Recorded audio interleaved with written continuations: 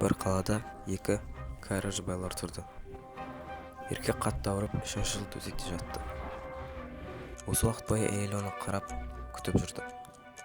Ал осы жазда оған туған әпкесіне бару керек еді. Ал оны біреумен қалдыру керек болды.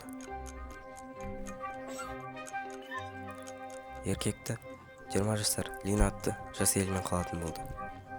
Не істеу керек екенін түсіндіріп, күйеуін сүйіп шығып кетті. Ол 4 күн бойы болмау керек болды. Бірақ біртүрлі бір ескерту болды. Ешқашан сол қолындағы бинтті ауыстырма.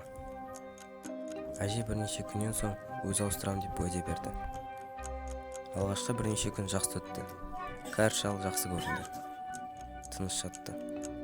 Ал оның көздері әрқашан да төбеге қарады. Және көрпемен жабылып тұрды. Бинтпен тұрған қол өзін біртүрлі көрсетті. Өз өмірімен өмір сүргендей. Және жас қыз күдікті затты көрді. Төсекке байланған темір қарғыбауды көрді. 3-ші күні бинт қарайып кетті. Бірақ әйелін оған бинт ауыстыруға болмайтынын ескерткен есіне түсірді. Қыз бинтті ауыстырғалы жатайын дегенде, шал қорқып түсіп қоя жаздады. Қыз шалдың ұйықтағанын күтіп, сосын ауыстыруды шешті.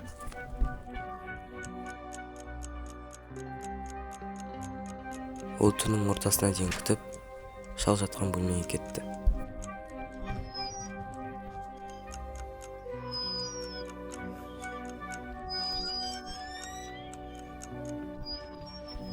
Қыздың жаңа бинт алмағаны есіне түсіп кетті.